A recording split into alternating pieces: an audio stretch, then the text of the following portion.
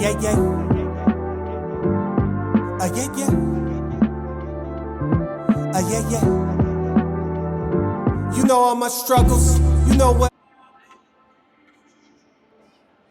All right, so I've always been a historian of baseball, and I love just to talk to what I call icons, people that mean a lot to me. I got to ask you this. Being African American and being part of baseball as long as you have been a part of baseball, can you talk about some of the things that you want to promote going forward for the game to get the kids from the inner city just to want to play baseball and just enjoy baseball? Chris, I appreciate your question. Um, I've stuck around the game because my focus is on diversity.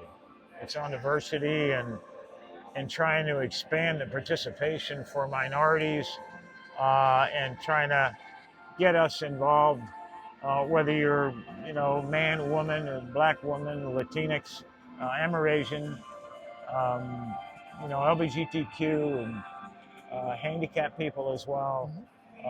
I think it's important for us to see more participation from different types of people, so that when the kids walk through the turnstile, that a young African American or a young Latinx, a handicapped person or whatever can look up and see in the owner's box that there's a woman that's running the team, or in an executive and at the administrative level of business or whatever it may be, and that there are people of color there. And so my goal, my reason for hanging around is really to try to get minorities involved in the future of baseball and making those decisions. I think I was talking to Malik a bit ago, and he's talking about the rule changes, et cetera. Well, I'm really not. A bigger base is crazy. What do you need?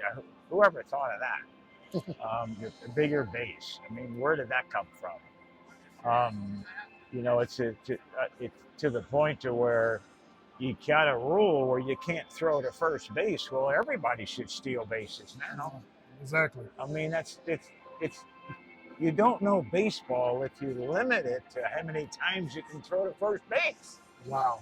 Taken away from the game. How do you hold it? How do you hold a runner on? Ricky Henderson would have stolen 200 bases a year.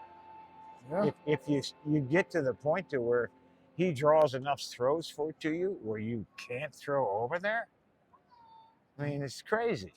Okay. I like that. I like that. There's no, it doesn't work for the game. You get a pitcher in a situation where he can't throw to first. Well, the guy steals the base now.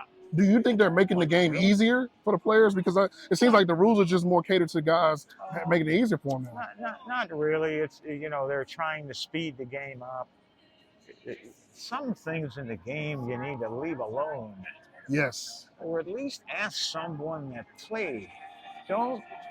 It's like people in the game now are offended by people like myself that have so many answers because we played it or we did that.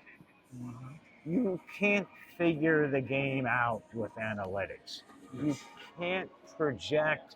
They have a projection of an earned run average, or a projection of average, or a projection of how many strikeouts a guy should have. Well, he's playing against teams that strike out a lot. But if you start playing in a division or against teams that don't strike out, then your ratio is going to change. And you get to the point to where you lost a little off your fastball or whatever. The other day, someone was telling me that Severino against us had a game where he had more foul balls than any game for like 20 years. Wow. So? Wow. I love that. So I got a fun question. Crazy. That stuff makes no sense. I got a fun question for you. So I'm gonna do my generation versus your generation. Remember we did that Mount Rushmore question, right? And I asked you to put your 4 players on the Mount Rushmore. Yeah. Well, we're gonna have some fun with that. So we're gonna do power hitters. I'm gonna do 4 for my generation, and you're 1 to 4 for your generation. I need 3 more. You do 1. Okay, I do 1. We'll go 1-1. So I'll go 1. Okay, so who's Mount Rushmore sluggers? Yeah, sluggers. That's what it is. All right. If we go head to head, I want you to put your 4 against my 4. Henry Aaron. Okay, I'll go Barry Bonds.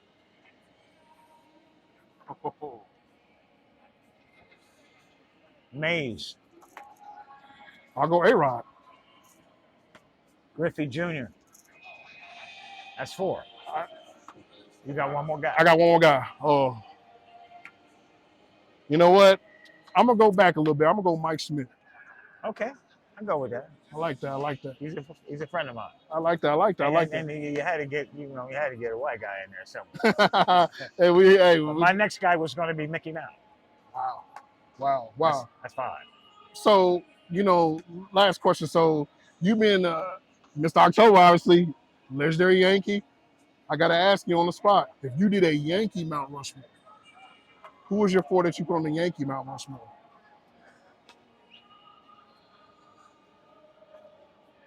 Uh-huh. No. It ain't hard. Oh. You got Ruth and Gehrig at 2. Ruth and Gehrig, okay. Lou Gehrig and Babe Ruth. Mantle is 3. Mantle.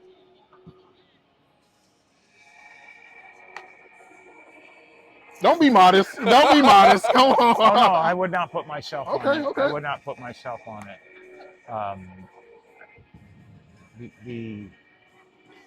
I said Mantle, right? You got Mantle, Ruth, and Gehrig. Yeah.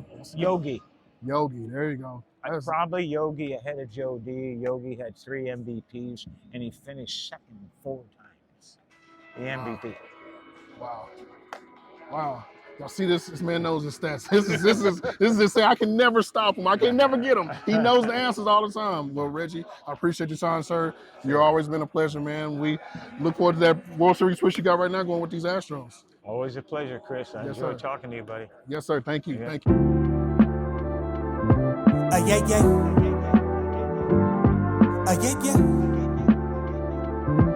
Yeah. Yeah.